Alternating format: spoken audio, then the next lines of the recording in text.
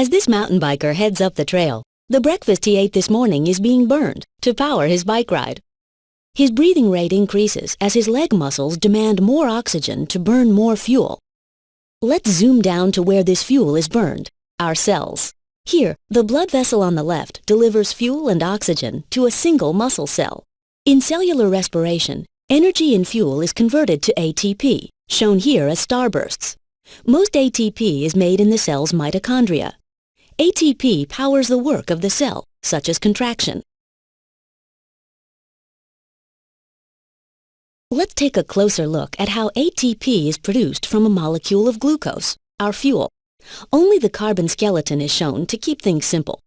The first step is called glycolysis, and it takes place outside the mitochondria.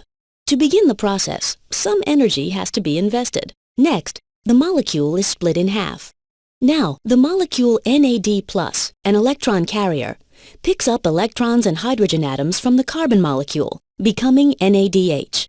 Keep track of the electron carriers. They play an important role by transporting electrons to reactions in the mitochondria.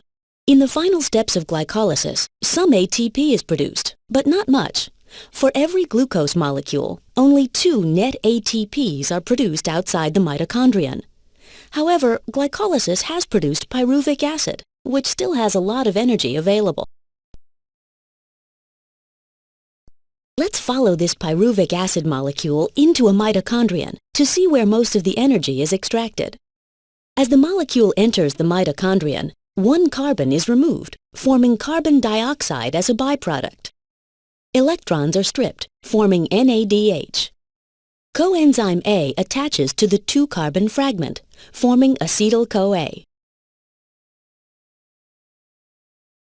Coenzyme A is removed, and the remaining 2-carbon skeleton is attached to an existing 4-carbon molecule that serves as the starting point for the citric acid cycle. The new 6-carbon chain is partially broken down, releasing carbon dioxide.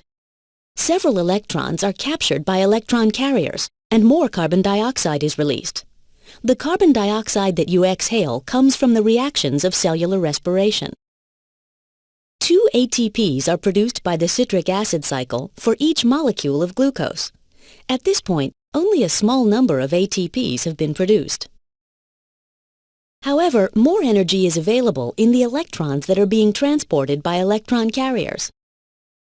While the citric acid cycle starts another round, let's follow an electron carrier to the next step in the process. Electron carriers such as NADH deliver their electrons to an electron transport chain embedded in the inner membrane of the mitochondrion. The chain consists of a series of electron carriers, most of which are proteins that exist in large complexes. Electrons are transferred from one electron carrier to the next in the electron transport chain.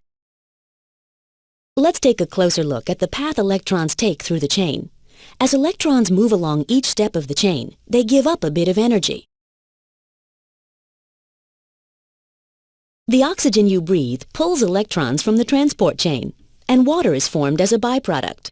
The energy released by electrons is used to pump hydrogen ions, the blue balls, across the inner membrane of the mitochondrion, creating an area of high hydrogen ion concentration. Hydrogen ions flow back across the membrane through a turbine.